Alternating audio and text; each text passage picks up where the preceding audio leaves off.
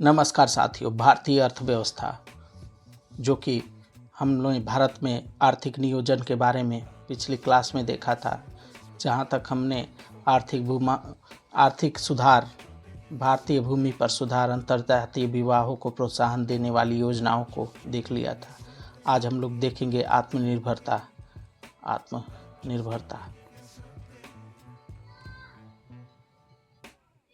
साथियों, आत्मनिर्भरता की बात करें तो 1930 से 1940 के दशक तक जो है दौरान राष्ट्रवादी और पूंजीपतियों राष्ट्रवादियों एवं पूंजीपतियों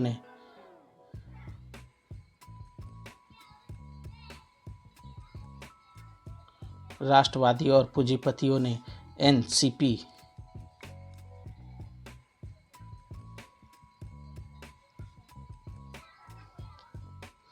एनसीपी की एक आर्थिक गतिविधियों में प्रत्येक क्षेत्र में अर्थव्यवस्था पर निर्भरता के लिए प्रोत्साहित किया, जिसके पश्चात आत्मनिर्भरता को पूरे विश्व में एक अधीनस्थ के रूप में देखा जाने लगा और अनुभव किया गया कि इसमें विचार और अभिव्यक्ति का जो है स्वतंत्रता है, जिसमें जवाहरलाल नेहरू ने अपने विचारों को अभिव्यक्त करते हुए कहा कि अंतर्राष्ट्रीय व्यापार को छोड़ देना नहीं, बल्कि उसे बढ़ावा देने के दृष्टिकोण से हमें संप्रदायवाद और साम्राज्यवाद का निषेध किया जाए। अभी भी भारत अर्थव्यवस्था के प्रत्येक क्षेत्र में आत्मनिर्भर के लिए कोशिश करता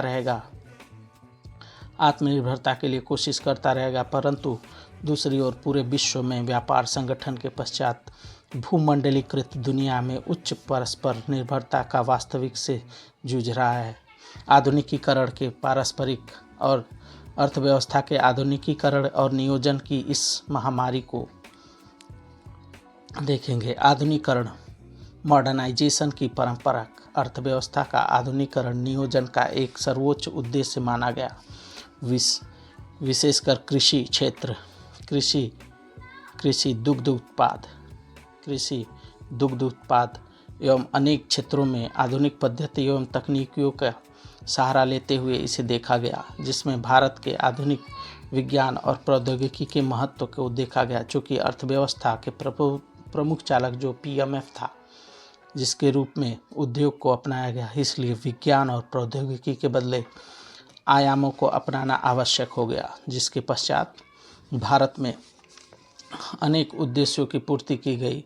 मौलिक अधिकार एवं मौलिक कर्तव्यों में व्याप्त समाप्त आकांक्षाएं इसमें समाहित की गई, जिसके साथ राष्ट्रवादियों और स्वतंत्रता सेनानियों की अभिलाषाएं हम भारतीय नियोजन की अर्थव्यवस्था की आत्मा में गूंज रही है। आर्थिक नियोजन के उपरोक्त उद्देश्य हमने देखे, जो निरस्त की हो चुके हैं। योजना आयोग की जगह नीति आयोग की स्थापना कर दी गई। साथ ही नियोजन का उद्देश्य संघीय समावेश का साकल्य संपूर्ण बनाने का था। इस चर्चा में हम लोग आगे का क्रम देखते हैं, जिसमें योजना आयोग था द प्लानिंग कमीशन का योजना आयोग का प्रशासन 1949 ईस्वी के बाद आर्थिक और सामाजिक नियोजन पर संविधान के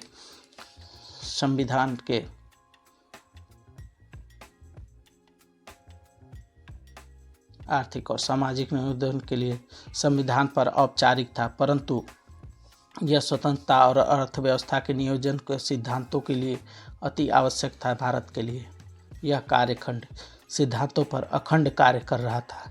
राष्ट्रीय स्तर पर पूरे अर्थव्यवस्था को औपचारिक रूप से चलाने के लिए यह आवश्यक हो गया, जिसके पश्चात इसे लागू करने के लिए पूरे भारत में तकनीक की व्यवस्था को चालू किया गया। मार्च 1950 में चूँकि पूरी दुनिया तकनीकी के रास्ते पे बढ़ चुकी थी, जो अतिरिक्त संवैधानिक और गैर निकाय था, उसे धारण करने की योजना बनाई गई थी। आर्थिक विकास से जुड़े विभिन्न मुद्दे जो भारत सरकार के लिए सलाहकारी और निकाय बन गया।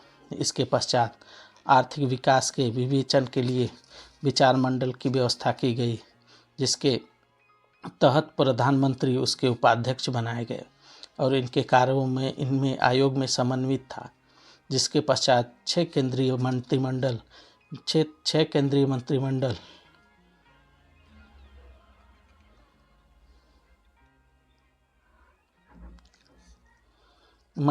की स्थापना किया गया। इसके अतिरिक्त संख्या समय पर बढ़ाई जाने की बात की गई। आयोग के कर्मचारी, जिसके लिए योजना भवन भी बनाया गया और कर्मचारियों के लिए अनुसंधान का संगठन मौजूद बनाया गया। योजना आयोग एक तकनीकी निकाय था, टेक्निकल बॉडी, जिसका संबंध अवधि के अनुसार, आवश्यकता के अनुसार विशेषज्ञों के पेशेवर शामिल होते थे। योजना आयोग के कार्यकारी शक्ति एक निम्न थी। इसमें आयोग के कार्य जो है,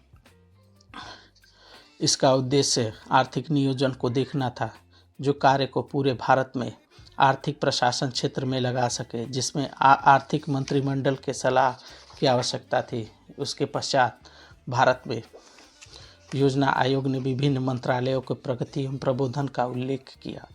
इसके पश्चात अधिमंत्रिमंडल, जिसे सुपर कैबिनेट कहा जाता है, चूँकि उपाध्यक्ष की योजना आयोग के सामान्य बैठक में संचालन करता था, इसलिए उसकी कार्यशक्तियों को भी अनुभव किया गया।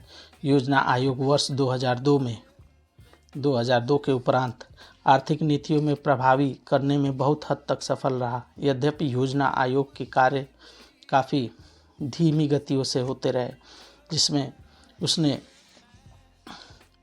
कई निर्धारित शक्तियों और लक्ष्यों की प्राप्ति नहीं कर सका और उत्तरदायित्व होने के कारण यह आगे तक बढ़ता रहा, जिसका यह निष्कर्ष निकाल सकते हैं कि योजना आयोग अपने दोनों नए कार्यों की मदद से न केवल केंद्र में बल्कि राज्यों में भी विभिन्न आर्थिक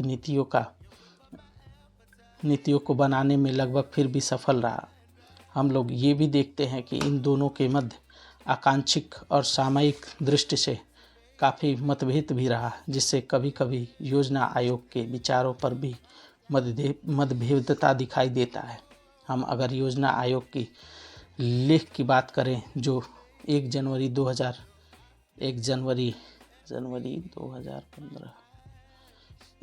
2015 ने सरकार ने औपचारिक रूप से योजना आयोग को समाप्त किया तथा इसके स्थान पर नीति आयोग